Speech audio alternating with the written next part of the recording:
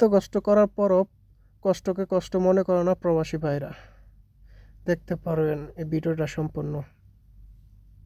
আসসালামু আলাইকুম গাইস, দেশ এবং দেশের প্রবাসী যারা আমার ভিডিওটা দেখতেছেন অবশ্যই ভিডিওটা শেষ অবধি দেখবেন। দেখেন আজকে কুয়েতের ভিতরে 51 ডিগ্রি তাপমাত্রা বর্তমান আছে। এখন আমি ডিম ভেজে আপনাদের দেখাবো।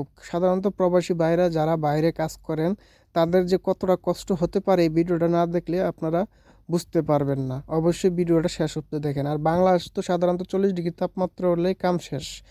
ভিডিওটা 10 মিনিটের জন্য এই কড়াইতে রাখলাম, 10 মিনিট পর আবার চলে আসতেছে। মূলত 10 মিনিট হয়ে গেছে, দেখতে পারতেছেন। আমি শুনছি অনেকের কাছে যে রোদ্রে ডিম ভাজি হয়, কখনো করে দেখিনি তো। বর্তমান যে তাপমাত্রা ভাই অসম্ভব। দেখি হয় নাকি। বিসমিল্লাহ। সবাই দেখেন, ভিডিওটা দেখেন, না দেখলে অবশ্য বুঝতে পারবেন না। তেল দিলাম, তারপর কীভাবে দেখি। 1 মিনিট আইনে দেখেন দেখেন। আল্লাহ ভালো জানে হয় নাকি হয় না। এই দেখেন অবস্থা দেখছেন, বেশি রেখে না 10 মিনিট রাখছি। তো এত কষ্টের মধ্যে বুঝতে পারছেন কী অবস্থা হয়েছে।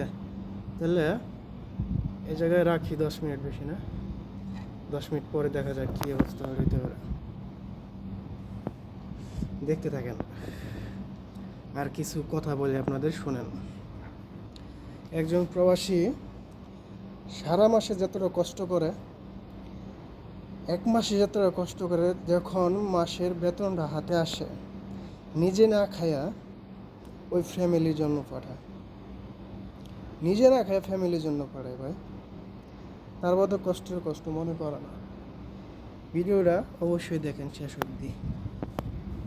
দেখছেন কী অবস্থা হইতে পারে, অবস্থাটা কি দেখেন। আমার তো নিজের এই জায়গায় থানায় থাকতে খুব কষ্ট হইতেছে।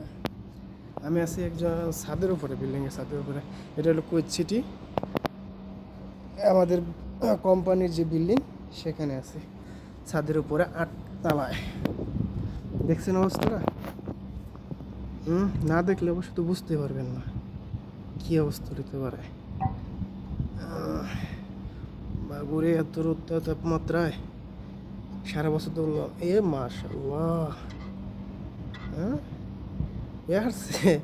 বেশি তো হয় নাই, 10 মিনিট রাখার পর 2 মিনিটে খতম। এটা বড় জোর 15 মিনিট রাখলেই ডিম পুরা একদম ফ্লাই যাব, একদম বাজে হয়ে যাবো, একদম একদম। আর বাংলাদেশে 40 ডিগ্রি তাপমাত্রা হলে তো মানুষ মরে যায়। আর বিদেশে প্রবাসী মাটিতে যখন এক প্রবাসী ভাই বাইরে কাজ করে এই রৌদ্রের ভিতরে, তা বোধও ফ্যামিলিতে মন পায় না। অনেক প্রবাসী ভাই আছে যে